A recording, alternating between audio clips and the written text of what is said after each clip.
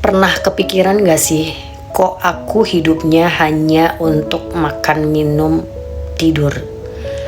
Pernah kepikiran gak sih, kok aku hidupnya hanya mengikuti arus dan menghabiskan waktu tanpa memiliki sebuah hasrat atau keinginan yang membara untuk meraih sesuatu? Kita sering banget ngiri lihat orang yang lebih berhasil dari kita.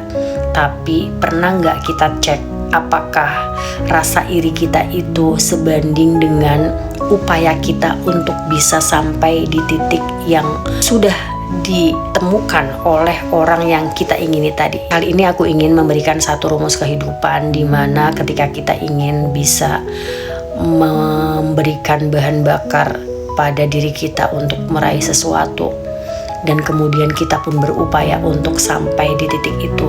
Yang pertama adalah kita harus mencari akar masalah kita. Tolak ukurnya adalah kondisi kita saat ini. Saat ini tuh kita sudah bahagia belum sih? Saat ini kita sudah meraih banyak hal yang kita inginkan belum sih?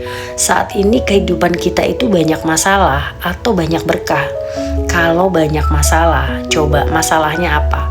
Kalau masalahnya partnership atau hubungan dengan orang lain yang kurang baik, artinya akar masalah kita di situ, yaitu di hubungan. Kalau akar masalahnya adalah keuangan, kita kesulitan keuangan, kita sering tidak mendapatkan barang yang kita ingin beli hanya karena kita terbatas keuangannya. Artinya akar masalah kita adalah di faktor finansial. Kita harus gali tuh, apa sih yang membuat kita uangnya nggak banyak? Apa sih yang membuat kita terbatas sehingga tidak bisa membeli apa yang kita inginkan? Bisa saja itu terbentuk dari mindset yang ditanamkan oleh orang-orang yang ada di kehidupan kita di masa kecil kita. Mungkin saat itu ketika kita menghadapi masalah, orang-orang di sekitar kita memberikan solusinya adalah, oh, punya masalah keuangan ya tinggal ngutang kalau kita ingin bisa mendapatkan sesuatu atau membeli sesuatu atau bayar sesuatu.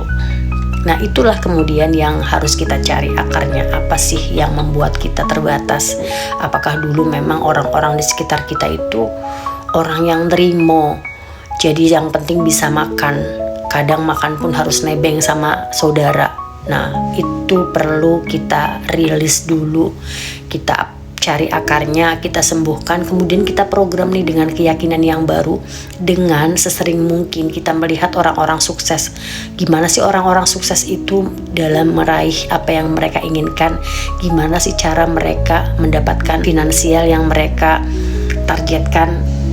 Nah, setelah kita sudah memprogram dengan hal baru yang lebih mendukung kita mencapai apa yang ingin kita raih, baru kemudian kita state diri kita setiap hari lebih banyak atau lebih dominan di perasaan flow, perasaan mengalir. Kalau otak kita dipenuhi dengan ketegangan dan tekanan setiap waktu, itulah yang sebenarnya penyebab utama kita tidak bisa meraih banyak hal yang penuh berkah. Karena untuk mengakses hal-hal yang menakjubkan dalam hidup itu diperlukan kondisi rileks, nyaman, dan penuh syukur.